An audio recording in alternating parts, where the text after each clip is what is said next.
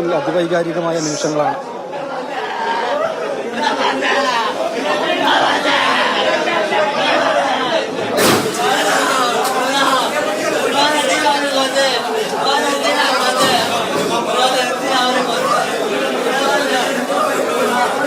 ഈ പൊന്നുമോന്റെ വാക്കുകൾ കേട്ടപ്പോ പരിശുദ്ധ റസൂൽ സ്വല്ലല്ലാഹു അലൈഹി വസല്ലം തങ്ങളുടെ വാക്കുകൾ അറിയാതെ മനസ്സിലേക്ക് ഓടി വന്നു പോയി. പ്രിയമുള്ളവരെ, അള്ളാന്റെ റസൂല് പറയുന്നൊരു വാചകണ്ട്, അവസാന നാളിനോടടുക്കുമ്പോ കൊന്നവൻ അറിയില്ല താൻ എന്തിനു കൊല്ലുന്നുവെന്ന്, കൊല്ലപ്പെട്ടവൻ അറിയില്ല താൻ എന്തിനു കൊല്ലപ്പെട്ടുവെന്ന്.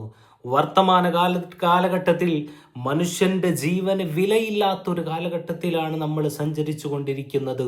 പ്രവാചക വചനങ്ങൾ എത്രത്തോളം സത്യമായി പുലരുന്നു എന്നുള്ളത് ഏറെ അത്ഭുതത്തോടെയാണ് ഈ പൊന്നുമോൻ ഷഹബാസിന്റെ സുഹൃത്തായ കൂടെ പിറപ്പായിട്ടുള്ള, എവിടേക്ക് പോവുകയാണെങ്കിലും ഷഹബാസിനെ വിളിച്ച് സ്വന്തം കൂട്ടിയിരുന്ന ഈ പൊന്നുമോൻ ഷഹബാസ് ഇവിടെ പറയുമ്പോൾ, ആ സമയത്ത് തൻ്റെ സഹസുഹൃത്ത്, തൻ്റെ ഉറ്റ സുഹൃത്ത് മരണത്തിലേക്ക് പോകുമ്പോൾ തന്നെ വിളിച്ചില്ലല്ലോ എന്നോർത്ത് പൊട്ടിക്കരയുന്ന, എന്തിനാണ് അവർ അവനെ കൊന്നതെന്നുള്ള നിഷ്കളങ്കമായ ചോദ്യം ചോദിക്കുമ്പോൾ അള്ളാഹുവിന്റെ റസൂൽ സല്ലല്ലാഹു അലൈഹി വസല്ലം തങ്ങൾ പറഞ്ഞ ഈ വാക്ക് അറിയാതെ മനസ്സിലേക്ക് ഓർമ്മ വരികയാണ്.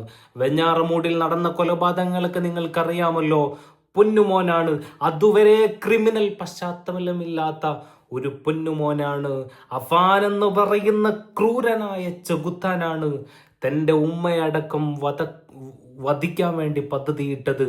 പാവങ്ങളായ 5 പേരുടെ ജീവൻ എടുക്കുമ്പോൾ ആ പാവങ്ങൾ എന്ത് പിഴച്ചു എന്നുള്ളതാണ്.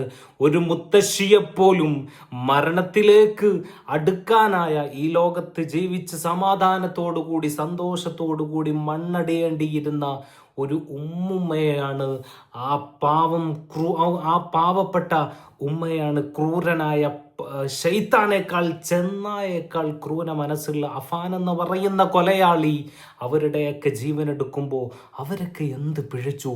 അവരൊക്കെ കരുതുന്നുണ്ടാകില്ലേ, എന്തിനു വേണ്ടിയാ ഞങ്ങൾ കൊല്ലപ്പെട്ടത്?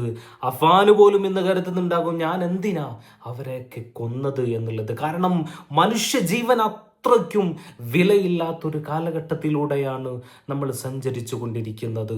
അതുകൊണ്ട് തന്നെ പ്രവാചക പ്രഭു 1500 വർഷങ്ങൾക്ക് മുമ്പ് പറഞ്ഞു വെച്ച ഈ വാക്കുകൾ എത്രത്തോളം അർത്ഥവത്തായിരുന്നുവെന്ന് നമ്മുടെ ജീവിതത്തിലൂടെ നമുക്ക് തെളിഞ്ഞുകൊണ്ടിരിക്കുകയാണ്.